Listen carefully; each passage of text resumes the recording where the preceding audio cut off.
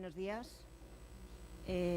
Soy Gloria Calderón y quería agradecer en primer lugar a Carlos Villagrasa y a todo su equipo pues que se haya acordado de esta chica de Valladolid para venir a esta gran capital que es Barcelona y bueno, y encima acompañada por unos grandísimos ponentes.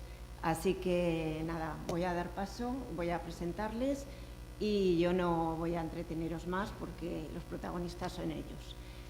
Yo soy mediadora, soy procuradora y tengo máster en madre de 2 hijas, por lo tanto, cuando una es madre, pues ya tiene bastantes cosas aprendidas.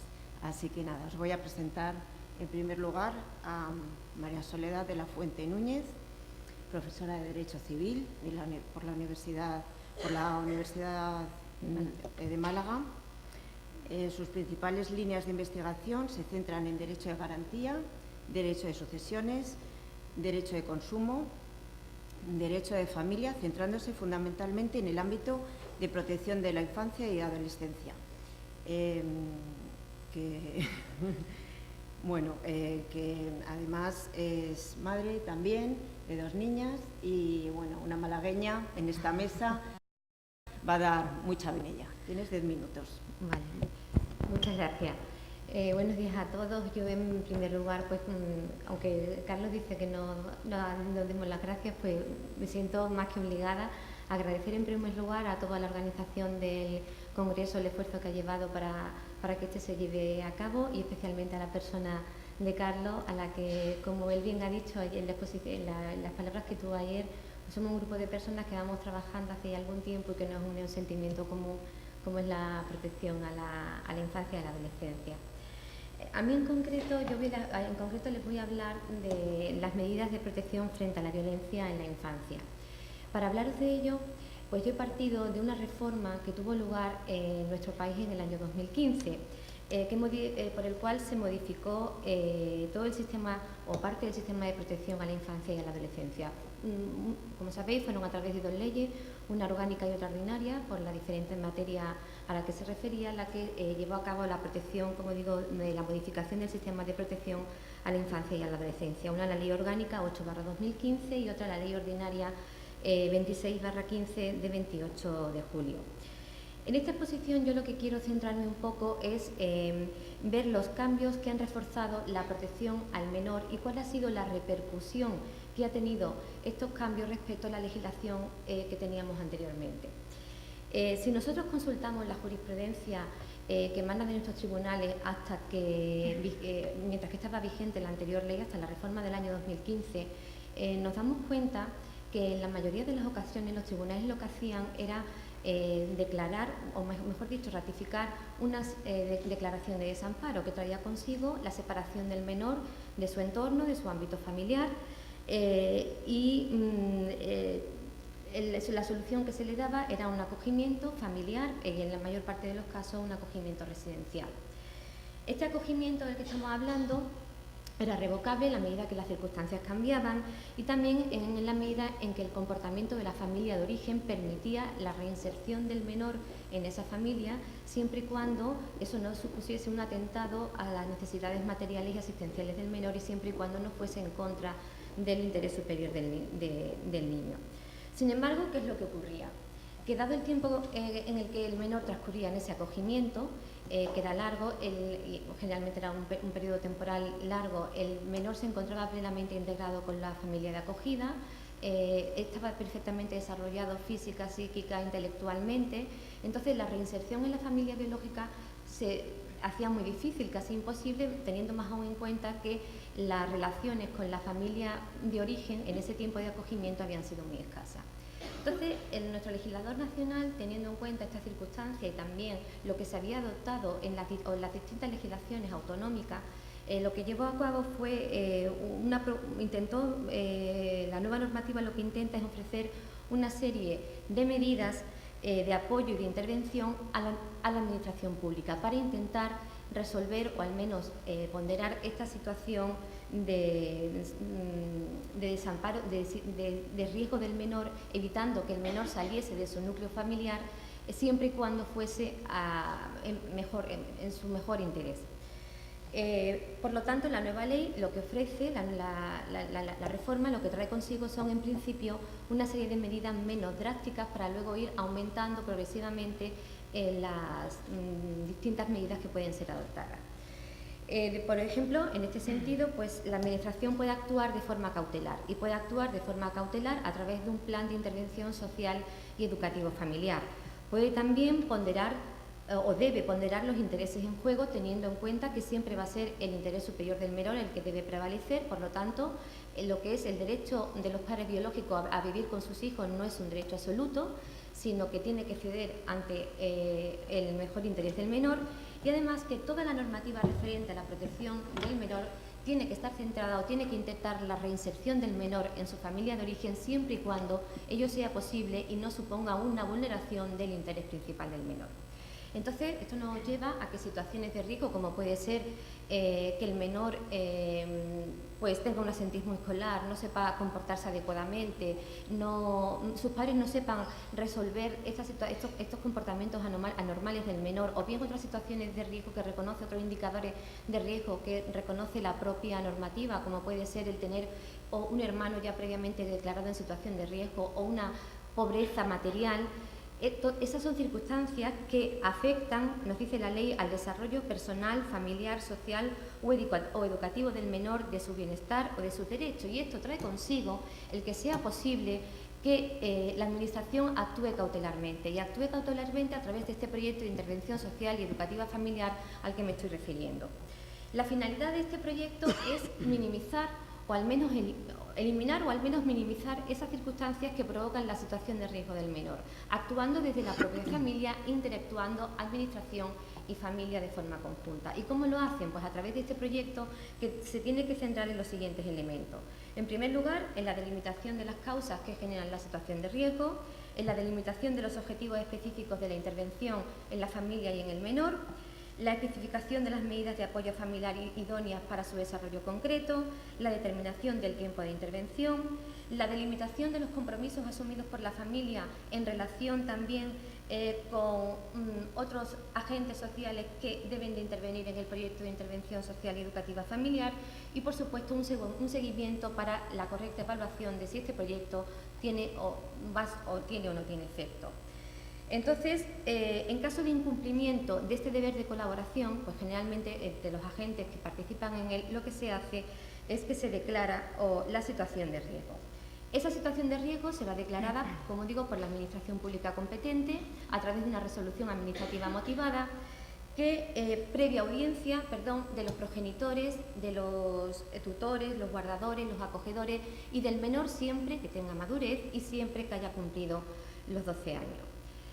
En este caso, en el caso de que se declare esta situación de riesgo, pues la Administración tiene que adoptar una serie de medidas de protección del menor, teniendo en cuenta una serie de principios. Y los principios es la primacía del interés del menor sobre cualquier otro, la preservación del entorno familiar, las decisiones tienen que ser consensuadas frente a las impuestas, y un elemento principal que es el derecho del menor, como decía la profesora Yerta Mayo, a ser escuchado, siempre y cuando sea mayor,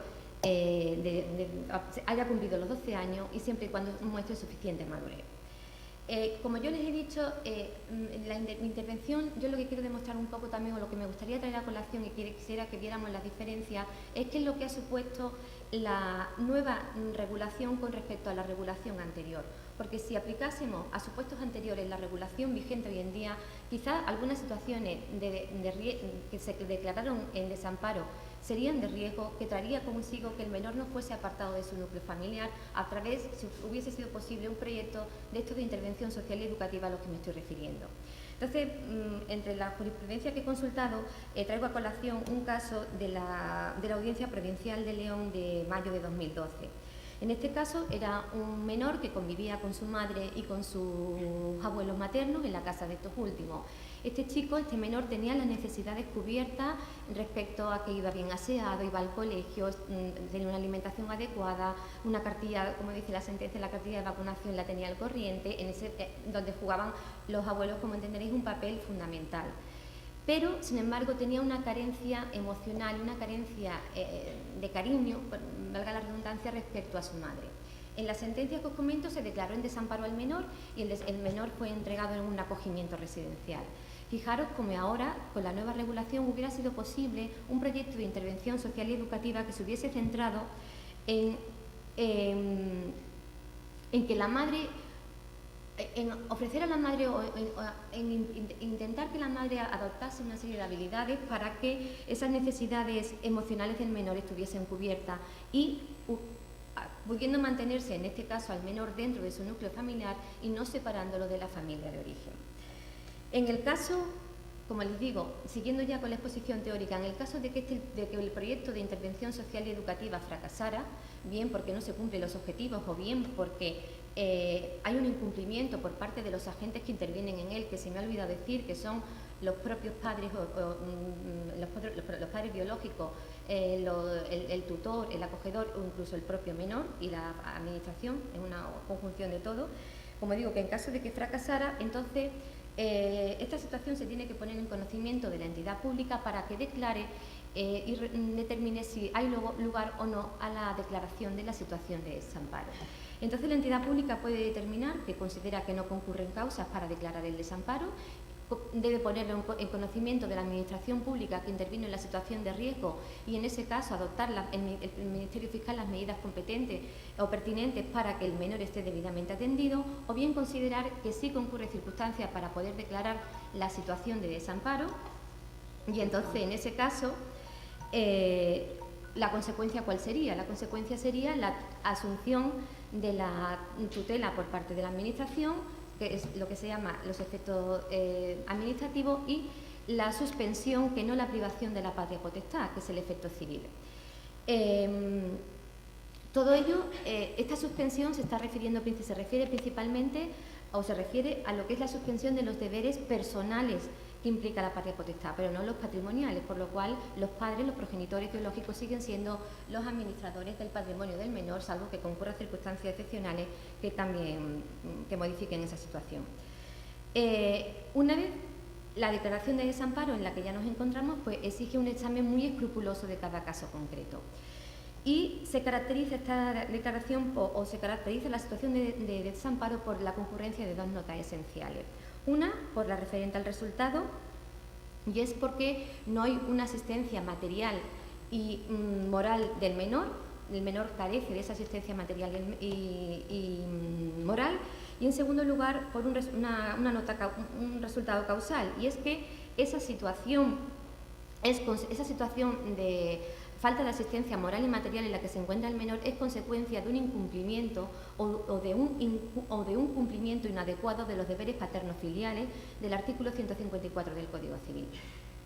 Entonces, cuando concurren estas dos circunstancias a las que me estoy refiriendo, se lleva a cabo la declaración de desamparo por parte de la entidad competente. Y trae consigo, como les digo, el que se tenga que desprender el menor de su familia de origen y sea dado en un acogimiento, bien en un acogimiento familiar, bien en la propia o en la familia extensa, o bien un acogimiento residencial. Igual que he hecho anteriormente, quisiera traer a colación, otro supuesto en el que un caso analizado conforme a la legislación anterior fue declarado el menor en desamparo y conforme a la nueva yo creo que también sería declarado como tal y no sería posible la intervención a través de un proyecto un proyecto de inserción social educativo familiar. Era un menor que había nacido con una cardiopatía congénita importante, fue operado en una operación extracorpórea a los pocos días de vida, a corazón abierto, y así se inician una serie de ingresos en la UCI hasta que el menor cumple los 2 años.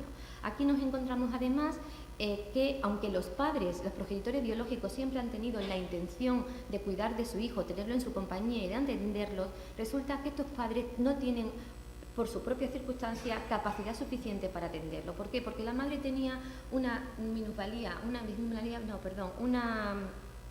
discapacidad declarada del 73% y el padre del 44%, y el horario laboral del padre hacía imposible que pudiera suplir esa falta de asistencia de la madre, con lo cual el niño es trasladado a Barcelona porque aquí es donde se le puede dar el tratamiento adecuado, responde perfectamente, está con unos tíos que lo cuidan, lo educan, le proporcionan todo lo que supone esos derechos y deberes que corresponden a los progenitores, se lo están proporcionando los tíos. Y a la luz de la nueva ley, dadas las circunstancias concretas, no hubiera sido suficiente un proyecto de intervención social y educativa para declarar o para evitar e intentar minimizar la situación y no separarlos de la familia originaria. De hecho, conforme a la nueva ley, estaría declarado en un acogimiento familiar, en familia extensa. Y ya por último, otra cosa que quería también hacer referencia, que introduce la nueva ley, que no se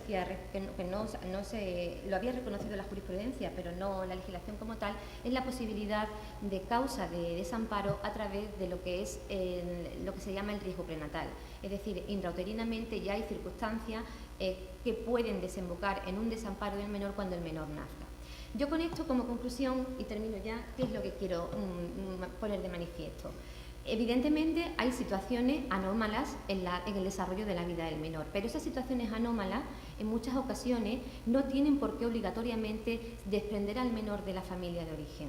Para eso está esa situación de riesgo y ese proyecto de intervención social y educativa que permite paliar las circunstancias y entonces volver o mantener o por lo menos recoger el principio que inspira la nueva regulación, es decir, el mantenimiento del menor en su familia de origen. Sin embargo, vemos que sí es verdad que hay otras circunstancias que son las recogidas en el artículo 18 de la Ley Orgánica de Protección Jurídica del Menor tras la reforma, que son las que cuando ahora se introducen las causas y se enumeran las causas de desamparo y luego establece una cláusula general donde ahí da cabida a otras circunstancias no contempladas anteriormente, en las que verdaderamente hay violencia. Y hay violencia porque la violencia en la infancia puede entenderse desde muy diferentes puntos de vista. Y creo que este artículo 18 de la Ley Orgánica de Protección Jurídica del Menor lo recoge bastante bien. Pues muchas gracias por su atención y disculpa el tiempo que me he cedido. Muchas gracias.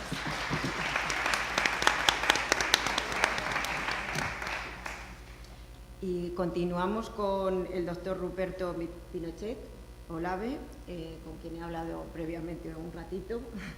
Es profesor titular de Derecho Civil de la Universidad de Talca, de Chile, doctor en Derecho por la Universidad de Barcelona, director del Departamento de Derecho Privado de la Facultad de Derecho de la Universidad de Talca, profesor de Derecho Civil de la Universidad de Talca, director del Centro de Estudios de los Derechos de Infancia y Adolescencia, CEDIA.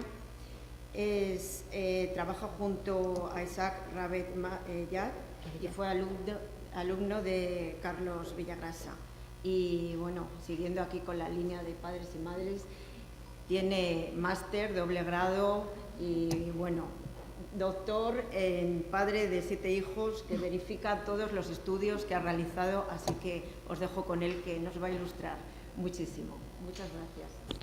Gracias por la presentación. Aclaro que los 7 son entre los tuyos, los míos y los nuestros, así que no que pertenezca a ninguna orden religiosa. Aquí algunos ponentes se han quejado de lo complicado de su apellido. Bueno, ustedes comprenderán cómo habrá sido el mío, viviendo 3 años en Barcelona cuando Pinochet estaba preso justo en Londres. Así que cuando a mi hija le decían al autobús, ¿tú cómo te llamas, nena? Y ella decía, Pinochet, su nombre de Pinochet, todo el autobús miraba. Y yo tenía que dar explicaciones de que no tenía nada que ver con la dictadura, con las violaciones. Así que el apellido ha sido más complicado el mío, les aseguro, que de todo. Al partir de Chile decían los que no son muy mis amigos que me invitan a mí a la Universidad de Barcelona solamente por amistad.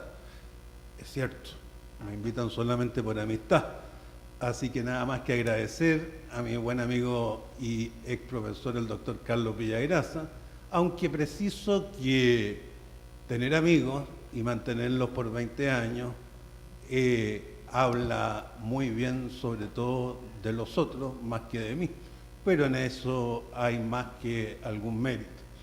Así que con esa reflexión, ahora todavía no me empieza a computar el tiempo, porque mi querido amigo Carlos Mondaca ayer se refirió a algunas cuestiones que a mí me pareció que quedaron, que no estoy yo totalmente de acuerdo sobre la situación de Chile.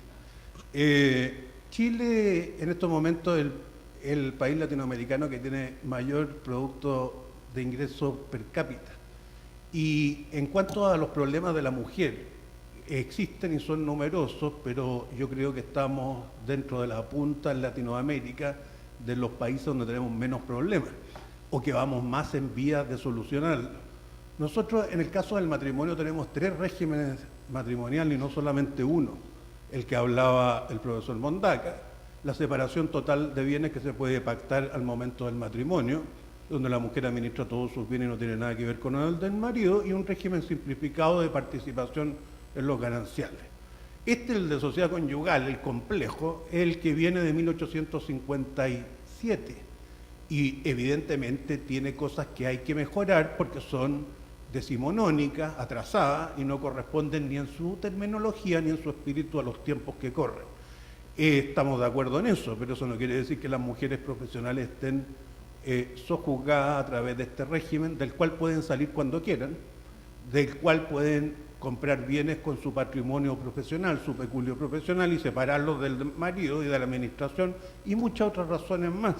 Porque me pareció que daba una impresión un poco sesgada, sobre todo, ¿no es cierto?, sin considerar que el Código Civil chileno o de Andrés Bello, un sabio hispanoamericano, reconocido en todo el mundo por sus obras, nuestro Código Civil fue señero en toda Latinoamérica y siguió al Código Civil francés en obligaciones, en el libro 2 viene al derecho romano, y en familia y sucesiones a la tradición española de la sociedad de 1857, evidentemente. Es como que nosotros tratáramos de analizar las normas de los códigos civiles españoles o catalanes de 1870 a la luz de la realidad actual, lo que parece un tanto injusto. Nuestro código, por ejemplo, dice que son personas, todos los individuos de la especie humana, cualquiera sea su edad, sexo, estirpe y condición, cuando en muchos países en el mundo existía la esclavitud.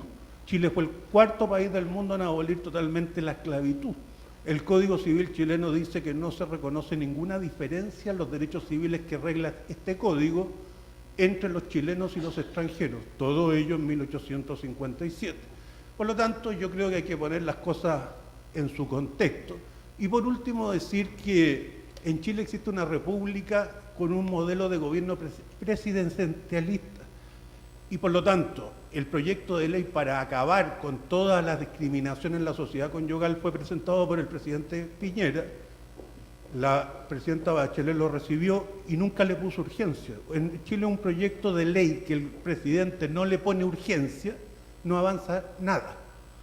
La presidenta Bachelet tuvo mayoría en ambas cámaras y podía haberlo hecho aprobar de todas maneras y no lo hizo.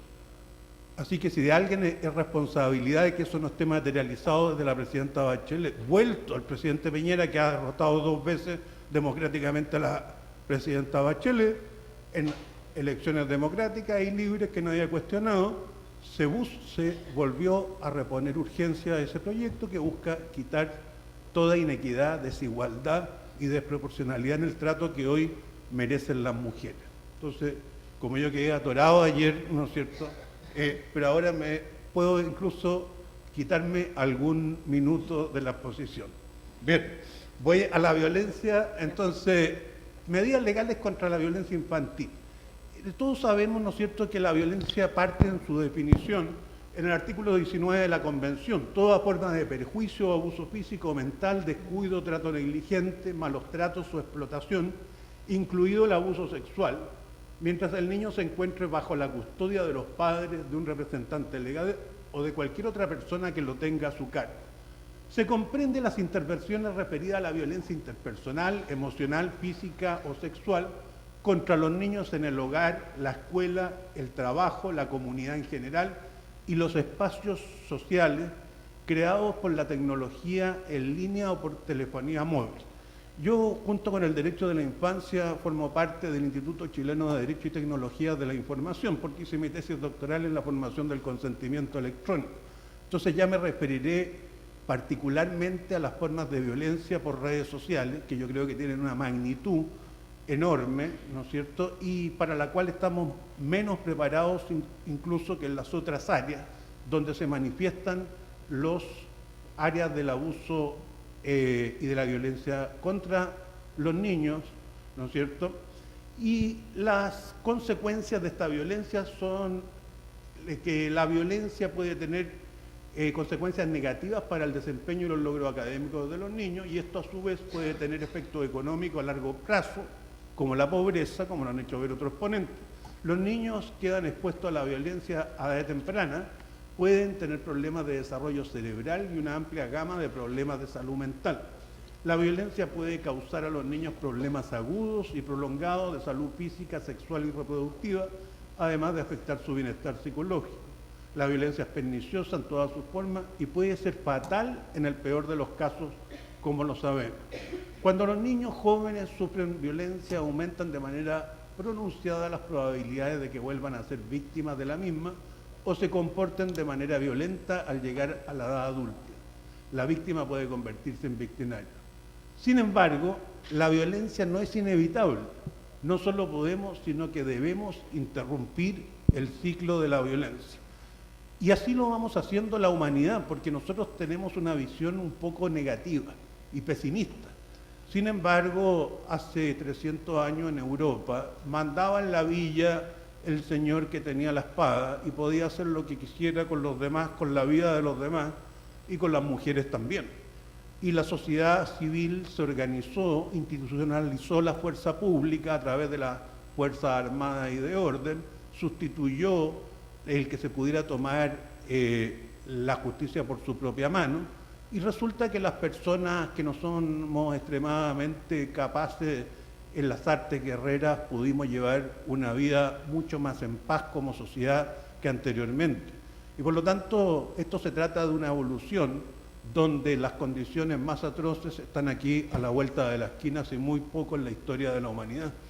Entonces, cuando nosotros vemos estos problemas que existen y son graves, también tenemos que ir esperanzados pensando que este camino, esta evolución, de la cual nosotros somos responsables, porque siempre hablamos de nuestras culpas, pero también yo creo que tenemos que hablar de nuestros méritos para insuflarnos de energía y de nuevo espíritu para acometer los retos que nos quedan.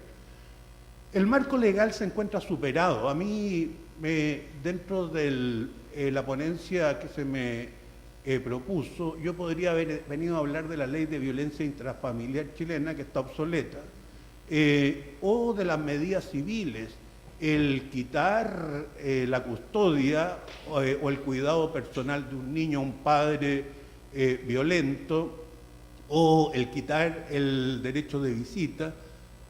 A mí me parece que son sancionar de nuevo a los niños. Es pasar de un problema a agravar el problema. Como sociedad, cuando hay un padre violento, tenemos un problema con el niño y tenemos un problema con el padre. Y tenemos que ocuparnos de los dos. A mí en un caso profesional que me tocó intervenir, así se hizo, y después de unos 5 años, el hijo recuperó al padre. El padre se sanó. Porque no se trata aquí de apartar gente, se trata de sanar gente. Porque si no, ese padre iba a ser padre de otros niños y iba a repetir el modelo. Por lo tanto, aquí lo que hay que quebrar es las causas y no los efectos, no sancionar al enfermo. En materia penal, sancionar al enfermo tiene poco sentido. Otras son las medidas cautelares, eminentemente transitorias, por mientras se avanza socialmente hacia la recuperación del victimario. Y la legislación es anacrónica y no atiende a los criterios y principios que hoy se consideran indispensables. Hoy no se enfrenta el problema, igual que la violencia contra la mujer, desde una perspectiva muy diversa de hace 5 o 10 años. Hoy está claro que hay problemas de género. Yo decía género, sí, todo el mundo habla de género, pero ¿qué es género? Son todos los individuos de una misma categoría, ¿no es cierto? Y los géneros se ocupan para clasificar las cosas y también las personas. A nosotros nos quedaba claro que un género eran las mujeres y los hombres, pero nosotros no habíamos enfrentado de los géneros adultos, géneros adolescentes, géneros niños y niñas, y sí se puede enfrentar. Y la nueva política y la nueva regulación de los problemas de género significa un avance cualitativo, sustantivo, en el tratamiento que estas materias han tenido en el pasado, y cuando digo en el pasado me refiero a 5 y 10 años y no a 50 o 100. Por lo tanto, creo que hay que rescatar de todo este desarrollo que se ha hecho especialmente para con la mujer y trabajar en medidas legales que sean novedosas, que partan desde estos principios de protección más modernos, más exigentes, pero también que busquen solucionar los problemas en su raíz. La ley poco puede hacer. La ley en materia de familia llega generalmente cuando el derecho se encuentra quebrantado, pero nosotros como sociedad, a través de equipos multidisciplinares, a través de una fuerte vocación por mejorar todos como comunidad y como familia y socialmente, creo que sí podemos atacar el problema con una perspectiva moderna, multidisciplinaria y completa, y que es lo que se pretende, ¿no es cierto?, en este tipo de actividades académicas, que más que venir a exponer un trabajo detallado, viene a tratar de hacer nacer ideas, inspirar ideas que sirvan para otras iniciativas, tanto en el campo profesional como académico, como a mí me sucedió ayer al escuchar a los anteriores ponentes, y yo pretendí hoy, más que darle una exposición de contenido, contarles ciertas ideas que me motivan, que creo que, equivocadamente o no, son mi percepción hacia dónde va, de dónde venimos y hacia dónde debe ir la línea de acción de la sociedad actual. Muchas gracias.